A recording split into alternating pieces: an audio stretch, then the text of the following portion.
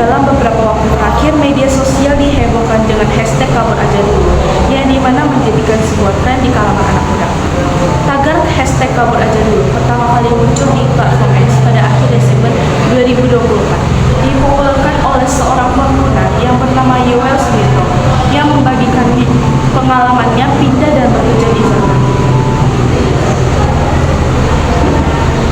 Meskipun demikian, tagar ini sebenarnya sudah ada sejak tahun 2023, namun benar-benar viral di media sosial pada Februari 2025.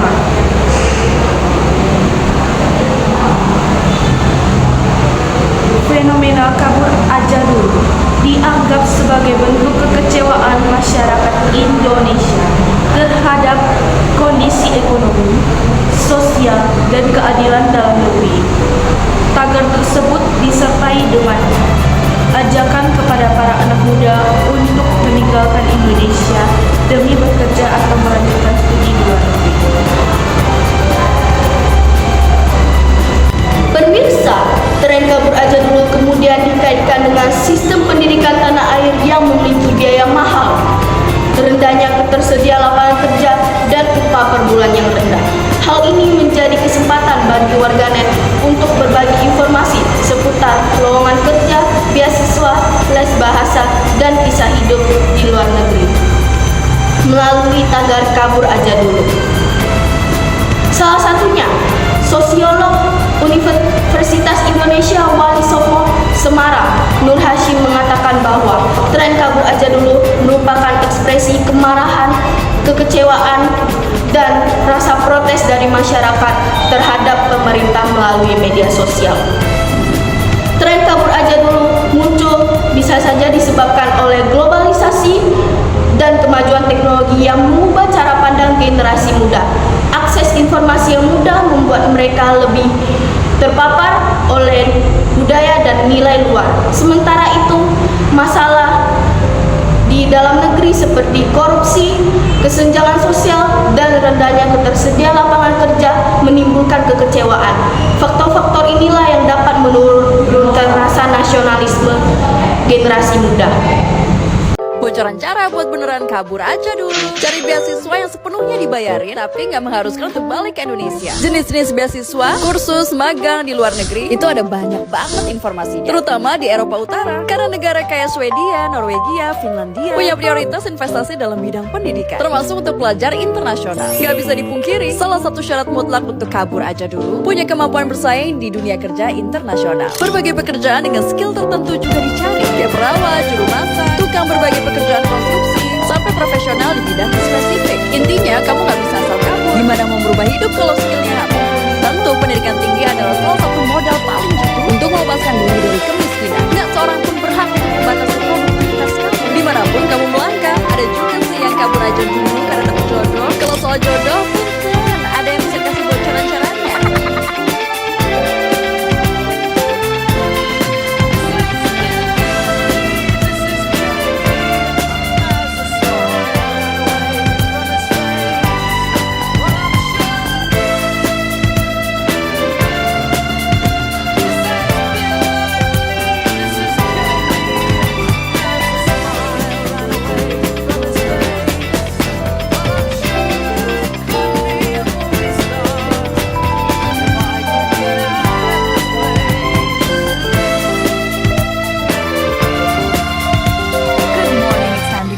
Have a great day.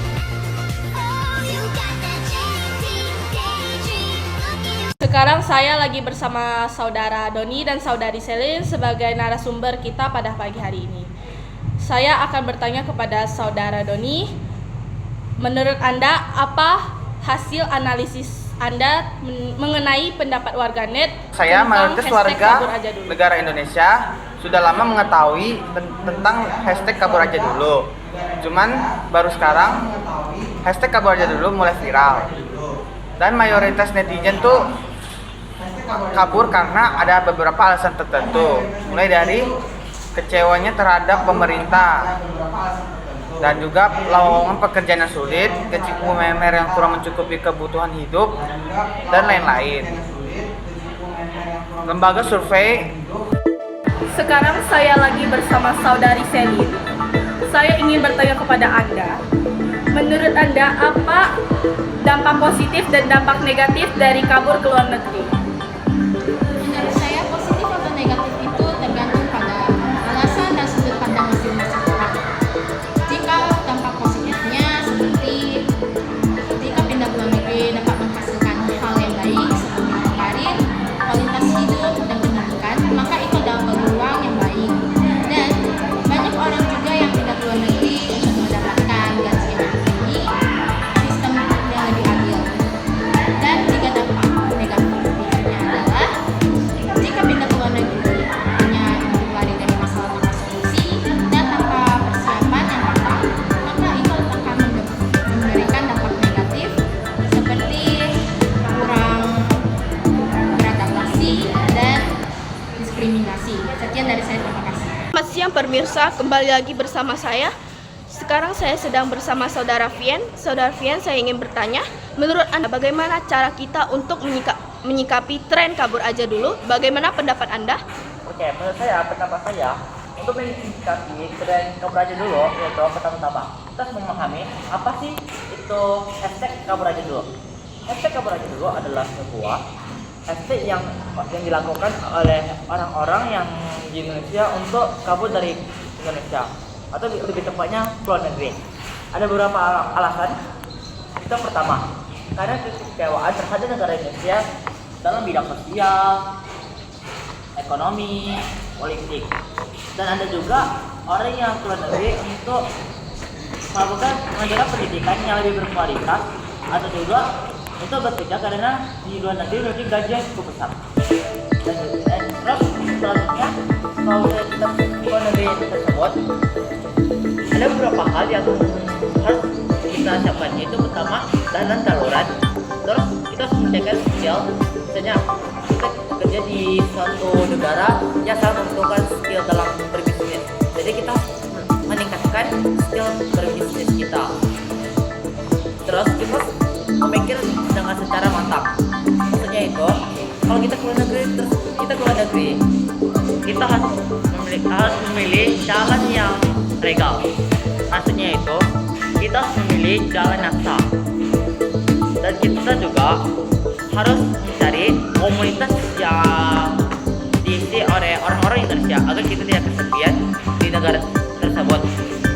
Terus ada satu hal penting, yaitu kita harus belajar bahasa asing biar kita berkomunikasi dengan orang lain tidak sulit dan kita juga akan berkomunikasi dengan normal. Dan kalau misalnya kita tidak keluar negeri, ada beberapa hal yang kita lakukan. Itu pertama, kita harus berkontribusi ke organisasi di negara Indonesia, atau juga kita bisa meningkatkan skill bisnis kita di negara Indonesia agar bisnis lokal di Indonesia tersebut bisa meningkat dan bisa melakukan sebuah proyek yang meningkatkan ekonomi negara Indonesia. Jadi itulah adalah pendapat saya. Kesimpulannya, kalau kita melihat orang yang melakukan hashtag kabur aja dulu, jadi kita harus memikir secara matang kabur aja dulu. Terus kita juga harus memilih beberapa hal kalau kita kabur aja dulu. Itu yang seperti yang saya jelaskan. Jadi itulah pendapat saya. Baiklah, terima kasih Saudara Vien. Jadi kita dapat menyikapi tren ini secara positif ya, sesuai dengan keadaan masing-masing. Terima kasih.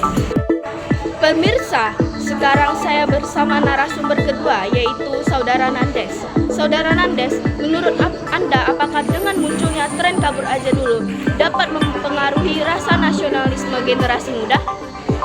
Iya, jadi tren kabur aja dulu dapat mempengaruhi rasa nasionalisme pada anak muda zaman sekarang. Tetapi tergantung pada konteksnya. Jika hanya sekedar nonton, ya tampaknya kecil, tetapi jika mencerminkan tidak seperti atau tidak kemudian terhadap negara, dapat melemahkan rasa nasionalisme atau juga rasa jika tren ini muncul bangsa, itu dapat meningkatkan rasa kepedulian atau kesadaran dan juga dorongan untuk berubah. Baiklah, terima kasih Saudara Nandes atas jawabannya.